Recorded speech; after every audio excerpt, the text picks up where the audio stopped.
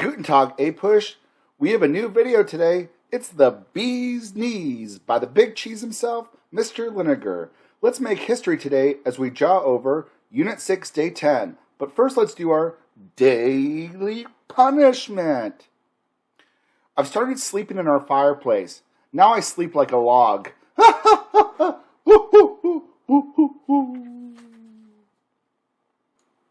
Alright, kiddos. Your key terms for today are the Treaty of Versailles, the London Economic Conference, the Axis Powers, the Johnson Default Act, the Neutrality Acts, the Spanish Civil War, the Quarantine Speech, the Panay Incident, the Munich Conference, Rent, Anschluss, the Nazi-Soviet Non-Aggression Pact, Blitzkrieg, the American First Committee, Cash and Carry, Destroyer Deal, Lend-Lease Act, the Atlantic Charter, and Pearl Harbor. Our big concepts we'll be going over today is the foreign policy during FDR's presidency before World War II, isolationism versus interventionism in America, Axis aggression leading up to World War II, American neutrality during World War II, and Pearl Harbor and its impact. So let's get started. We talked about the Treaty of Versailles before that ended World War I. As you remember, the Treaty of Versailles was a treaty based on revenge that the Allied powers, Britain, France, predominantly, imposed upon Germany, although Germany would have done the same thing. The big acronym to help you remember the Treaty of Versailles is BRAT. It's what some of you are, and me. Blame Germany. Germany had to do a war guilt clause. They had to pay reparations. They had to do arms reductions. They had to get rid of their Navy and their Air Force and reduce their army to 100,000. And they lost some territory that they had to give to Poland. They lost a little bit of territory in Western Europe. And they lost all their colonies. Brat. The only big thing that Wilson wanted from his 14 points that he got was that they did create a League of Nations. Although the League of Nations was kind of trash, it had no army. And what made the League of Nations really weak was America will refuse to join it. Americans would become isolationist after World War I. Here's a picture of the League of Nations. Oh no, international conflict is going to kill the little bunny. Ah!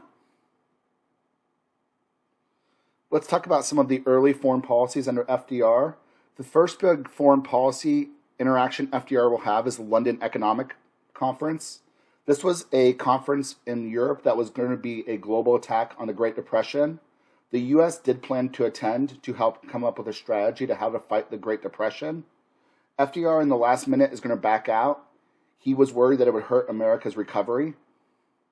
The other big thing that FDR is going to do is he's going to try to improve relationships with Latin America. Remember, we had the gunboat diplomacy from TR and dollar diplomacy from Taft. America has been getting involved and exploiting Latin America for a long, long time. FDR wants to be a good neighbor. Like a good neighbor, FDR is there.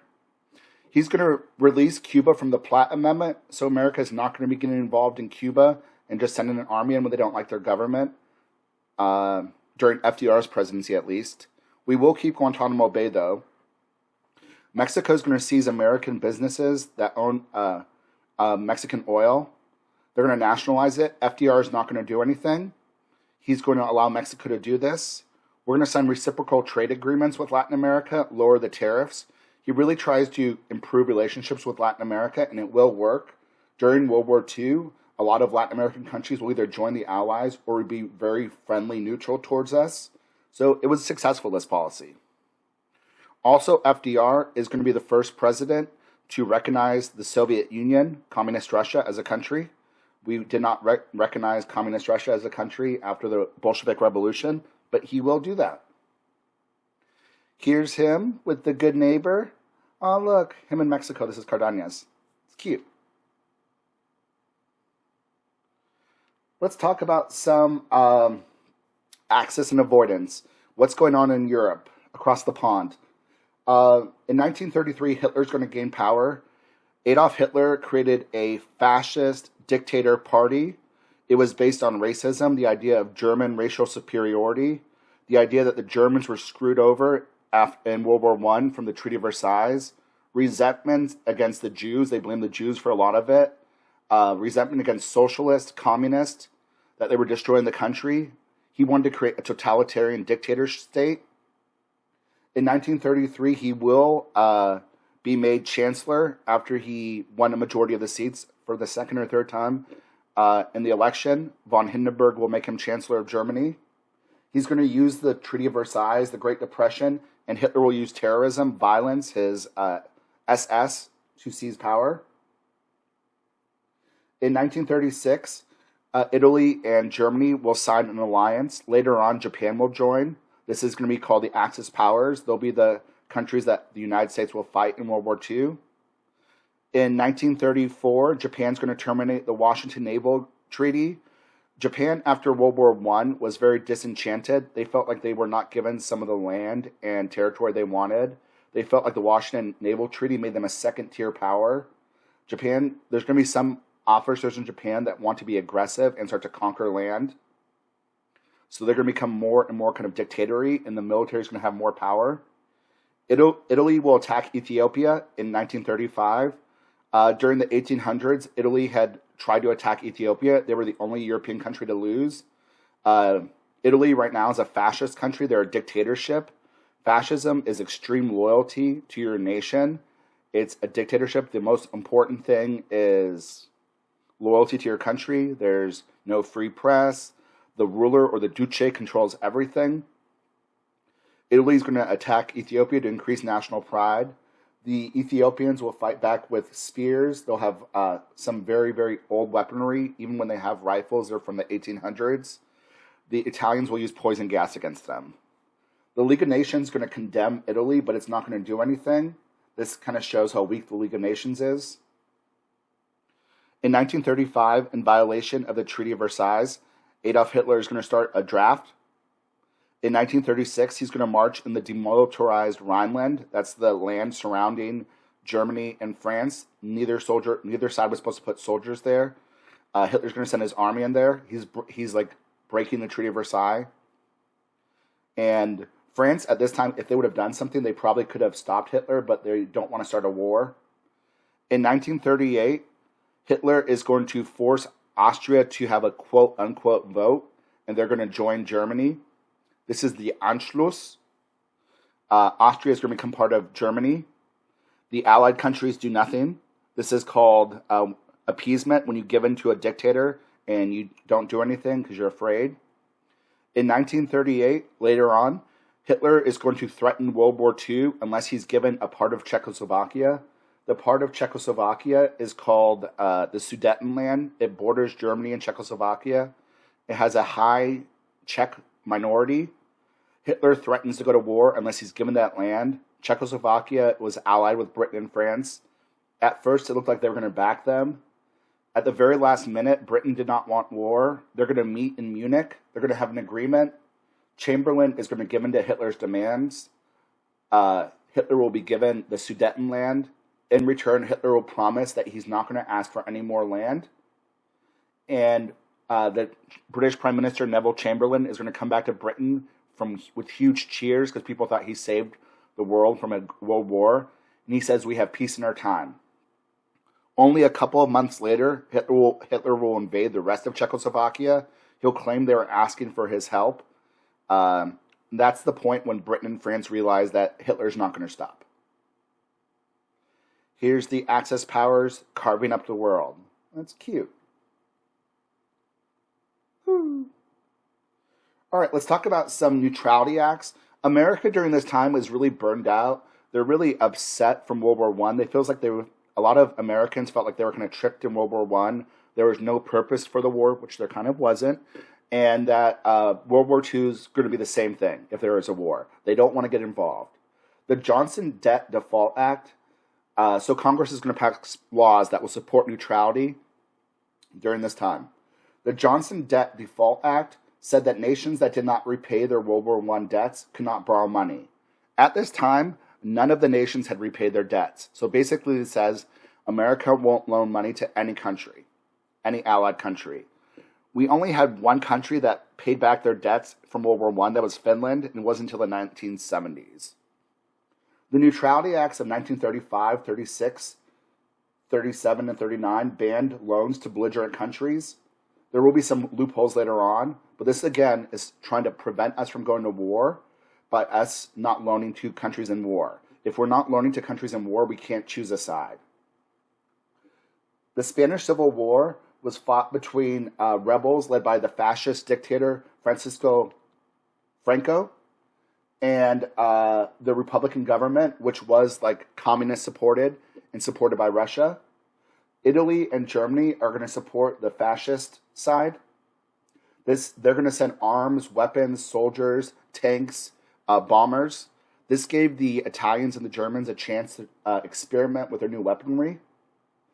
Communist Russia will help the Republican government, although it was a communist dictator government.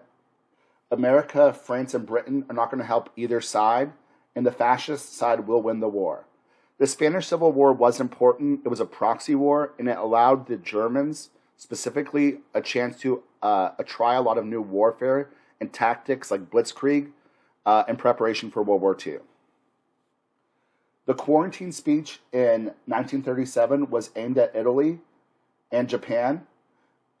This was a speech FDR made. He wanted to see how ready Americans were to go to war against the Axis powers. It said that America would use economic embargoes against aggressors. So this wasn't even like threatening war, but just like economic sanctions. Americans were angry about this. They thought FDR was a war maker, so FDR is going to back away from this. He uses this speech to gauge public opinion, and the people do not want war in 1937. The Panay incident was a little bit later. An American ship was sunk by the Japanese on accident. In America, like the Maine, the Lusitania, we've gotten into wars, Lusitania kind of, because of our ships being sunk. However, after the Panay, the Japanese did apologize, and Americans do not want war, so we kind of forgive them, and we forget about it for now. Here's isolationism. This is during the Munich conference. Ooh, this is the Neutrality Acts. This is from Dr. Seuss. How we can't really give aid to our allies because of all the U.S. Neutrality Acts to the Allied powers like Britain and France. This is the Spanish Civil War. This is from the quarantine, the speech. Ooh. Here's Hitler dominating the world. A lot of these cartoons are from Dr. Seuss. All right, so let's talk about World War II. The causes of World War II were rent, rise of totalitarian governments, economics, nationalism, and the Treaty of Versailles. We have dictators. We have the economics, specifically the Great Depression. The economic Great Depression. We have increased nationalism in the Treaty of Versailles, just like World War I was Maine. Here's Hitler. He's about to start taking over the world because we're going to have some Axis aggression. Uh-oh. So let's talk about Hitler's belligerency. In 1939, August, Hitler realized that he's going to be soon going to war against Britain and France, so he signs a non-aggression pact with Communist Russia, even though they were ideological enemies. They signed the Nazi-Soviet non-aggression pact. On September 1st, 1939, Poland will be invaded by Germany. Hitler actually took some of his prisoners. He dressed them in Polish outfits.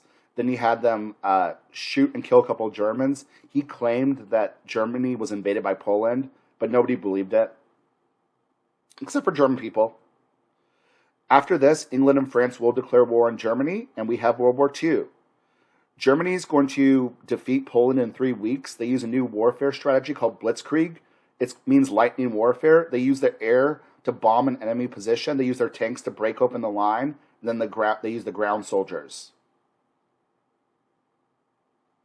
Here's what's happening in World War II as Hitler is taking over all of Europe.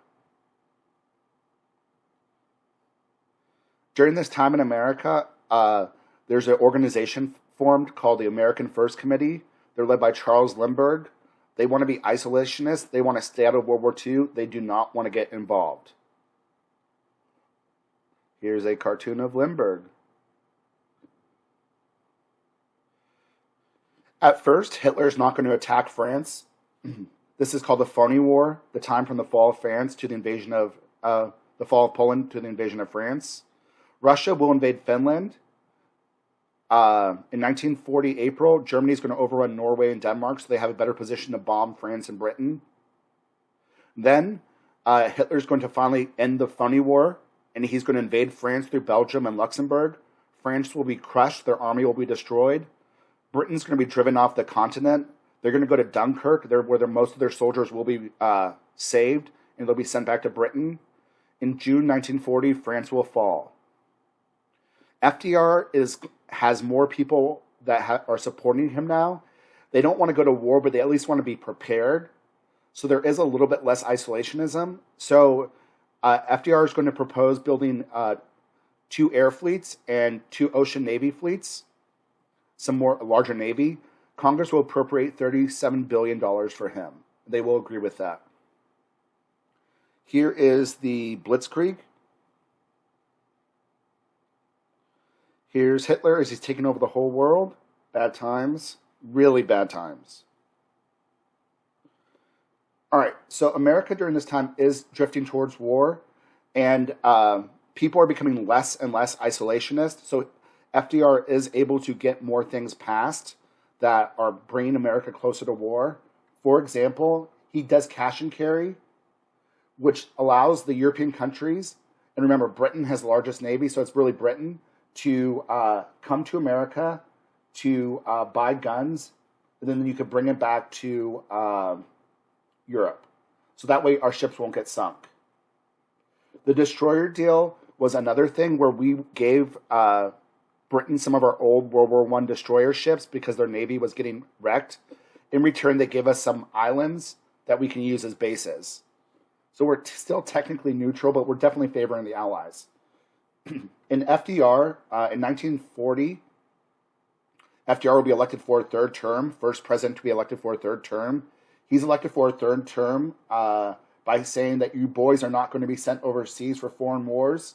He promises not to get involved in the war, just kind of like Wilson. The big thing that we do, which is the economic declaration of war, is a Lend-Lease. The Lend-Lease Act is an economic declaration of war. It's going to be able to loan Britain whatever it needed. We send $50 billion overseas to Great Britain. We're not even pretending to be neutral anymore. We definitely have a favor and a side. We loan Britain whatever they need. We will actually start sending ships over shortly to help them out because they can't even use their ships. They can't follow the cash and carry anymore. The whole idea of the Lend-Lease Act was that we send guns, not sons, billions, not bodies. But definitely Germany saw it as an economic declaration of war. When FDR was trying to convince people of the need for the Lend-Lease Act, he said, think of it like a garden hose. If your neighbor's house is on fire, you don't ask him for money first, you loan him it. Britain's our neighbor.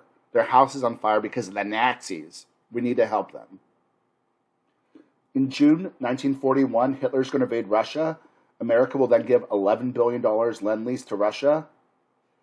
In 1941, FDR and Churchill will meet for the Atlantic Charter. This is where they're going to come up with some of their ideas of what they want the world to look like after World War II ends. This is really ironic because it's before America's even joined the war, but FDR realizes he will get involved in the war and he wants to have a say in shaping post-war. What they decide upon in the Atlantic Charter is self-determination for defeated people, disarmament, so like reducing armies, navies, peace, and we're going to have a new, stronger, more OP version of the League of Nations. Here's America. We're starting to do some aid to Britain, although this is satirizing it. Russia, they're fighting back against Germany, and they're actually doing pretty well. All right, so after the Lend-Lease Act, Britain could no longer do cash and carry. America's going to start conveying supplies to Britain. Germany's going to start sinking American ships. America's going to be given permission to attack German ships also. So basically we have an undeclared naval war against Germany. Hitler did consider the Lend-Lease Act a declaration of war. He did not attack American ships previously, but now you'll have American ships attacked by like the Robin Moore, which will be torpedoed by German sub. Yep. All right, so let's talk about this. What actually got us into World War II was Pearl Harbor. Previously to this, America had cut off trading with Japan. We told Japan we would not trade oil with them, which Japan needed for their Japan needed the oil, unless Japan pulled out of China. We offered to renew trade relations on a limited basis if they pulled out of China. Japan was given an option.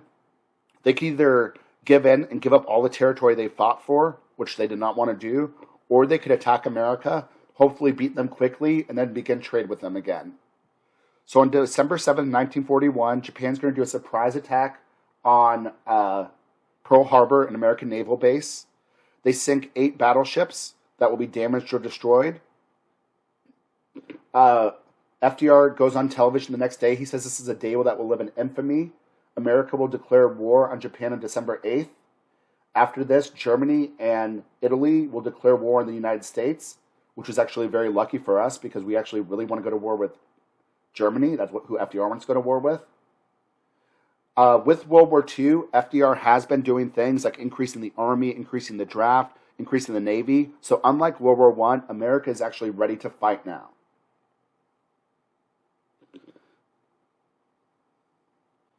Yep. There goes isolationism, kiddos. All right, kiddos. And that's all I have for you for today. Until next time. Deuces. Deuces, yeah.